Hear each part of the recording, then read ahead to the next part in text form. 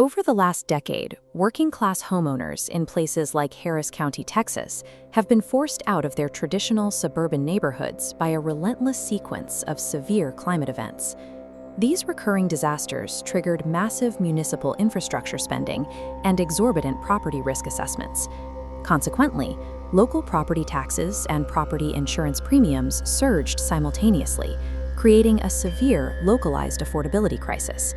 This chart from the Urban Institute shows exactly how acute that squeeze has become. Taxes and insurance, or T&I costs, consumed 34.4% of a standard mortgage payment in 2014. Today, that number has climbed to 41.7%. For households on fixed incomes or those with stagnant wage growth, this math is insurmountable. Even with a fixed-rate mortgage, the escalating escrow requirements force them to sell their homes and abandon traditional homeownership entirely. Displaced from the suburbs, these families have migrated to the final remaining bastion of unsubsidized affordable housing in the United States: manufactured home and RV parks. Historically, these parks operated under a straightforward social contract known as the mom-and-pop model. Residents purchased their own physical mobile homes and then paid a low, highly stable monthly rent to park owners for the underlying dirt. This mass migration created a densely populated housing sector characterized by high demand, captive residents, and highly vulnerable capital. It became an environment perfectly optimized for institutional extraction. Between 2017 and 2021, institutional investor purchases of manufactured home communities nearly doubled, jumping from 13% of all acquisitions to 23%. This data table reveals the specific Wall Street entities executing this quiet roll-up. Firms like Apollo Global Management, the Blackstone Group, and the Carlyle Group operate beneath the surface through portfolio companies like Yes Communities, Inspire Communities, and Treehouse Communities. This is not a scattershot investment strategy. Today, a handful of massive private equity firms control over 1,200 manufactured housing parks across the country, encompassing more than 250,000 individual lots and billions of dollars in asset value. To understand why Wall Street desires these parks, you have to look at the specific structural vulnerability of this asset class. It relies on a split incentive ownership model. The family owns the physical house structure above ground, but the corporate entity owns the land underneath it. Whoever holds the deed to the dirt possesses absolute leverage over the resident's primary financial asset sitting on top of it. Wall Street firms did not acquire these parks to provide or maintain affordable housing. They purchased the dirt to exploit the residents' physical immobility, effectively holding the structures above ground hostage to extract maximum capital. Immediately following an acquisition, the private equity playbook mandates the aggressive maximization of net operating income, or NOI. The primary mechanism to increase the park's valuation is to force rapid, compounding increases in lot rent. The speed of this extraction is protected by state law. Under Title 8, Chapter 94 of the Texas Property Code, corporate landlords are only required to provide 60 days written notice before legally enforcing a rent increase on the land. Under mom-and-pop ownership, rent increases historically tracked inflation, hovering around 3% annually. Once institutional capital takes over, residents frequently report lot rents jumping violently, from $300 a month to $1,000 a month in a matter of weeks. This is immediately followed by a secondary layer of extraction. Corporate operators suddenly implement mandatory junk fees for communal trash collection, for pet ownership, and driveway parking, bloating the fixed-income residents' monthly bill even further. These aggressive measures are a direct response to upstream financial pressures.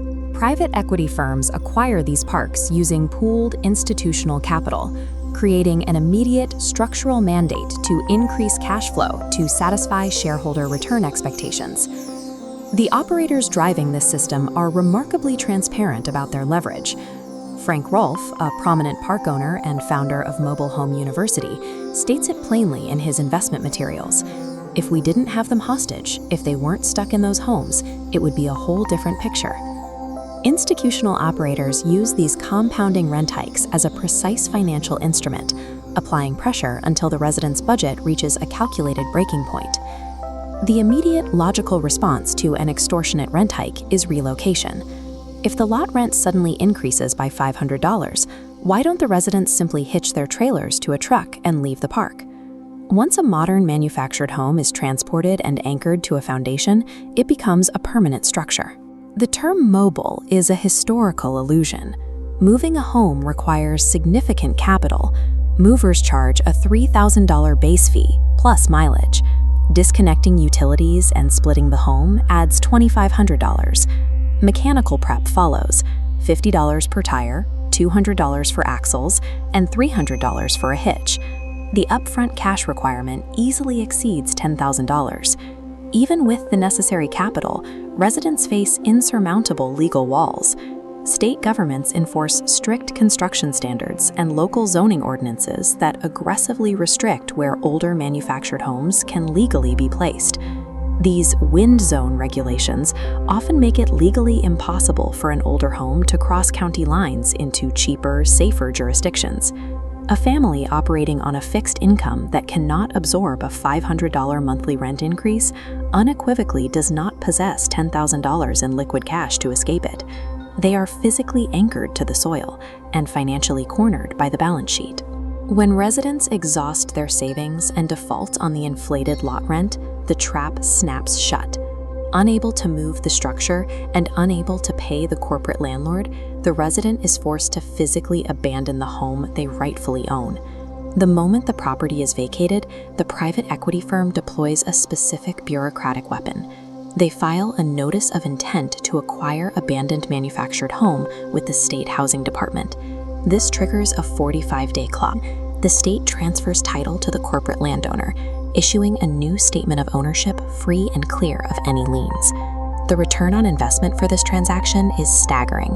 The corporation legally seizes a physical asset worth between $40,000 and $80,000 for $0 in acquisition costs. They take the house simply to satisfy a minor engineered debt of a few $1,000s in unpaid rent. The final step of this closed-loop machine is the most lucrative. The private equity firm takes the stolen home, places it back on the market, and rents the structure to the next desperate family, resetting the trap to harvest capital. Families are pushed through a ladder of declining equity, forced out of traditional suburbs into trailers, and then finally stripped of those structures by the very land they rent. The U.S. housing finance system relies on the assumption that a family's residential property is a stable piece of collateral, a foundation for building wealth. Here, it has been weaponized into a highly volatile instrument of extortion.